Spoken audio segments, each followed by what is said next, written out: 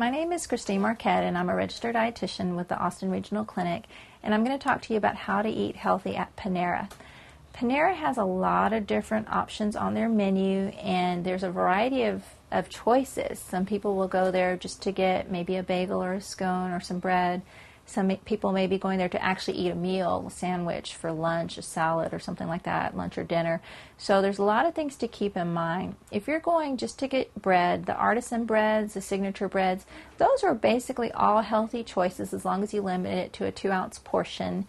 They're all low in saturated fat. They don't have any trans fat to them, moderate in sodium. The only caution with the signature breads is going to be the sourdough soup bowl, because that is a whole loaf of sourdough bread. It does have a lot of carbohydrate in it and very high in sodium from that added soup.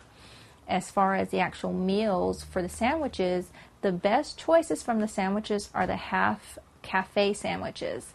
The signature and the panini sandwiches tend to have a lot more sodium in them. If you go for the half paninis or half signature sandwiches, you are doing a bit better, reducing your saturated fat and reducing the sodium, but they still have a lot more sodium in them than just the regular half cafe sandwich. And then with the salads, the majority of the full and half salads are good choices, but there are a few that we would do good to avoid. The full salads to avoid would be the full Asian, the full chicken Caesar or regular Caesar, the full Greek, and the full chicken fandango. These particular salads all have very high amounts of sodium and a lot of saturated fat as well. The half versions are okay. The only half salad that's best to avoid is the half Greek, because that one just still has a lot of saturated fat and a lot of sodium in it. And then as far as the drinks go, with the frozen drinks, you want to be very careful. The only frozen drink that is really a good option is the frozen lemonade. Either size, the 16 or the 20 ounce or greater size, is not that high in calories. It's about 90 to 120 calories, doesn't have any fat in it. But their other frozen drinks have a very high amount of calories and a lot of saturated fat, so it's best to avoid those.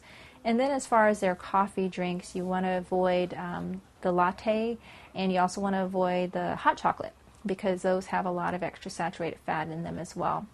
It would be best as far as drinks, if you're having a meal, to stick with something like water, one of the teas, regular plain coffee. Just avoid any that have a lot of cream added to them or a lot of extra sugar. So those are some basic tips for how to eat healthy at Panera.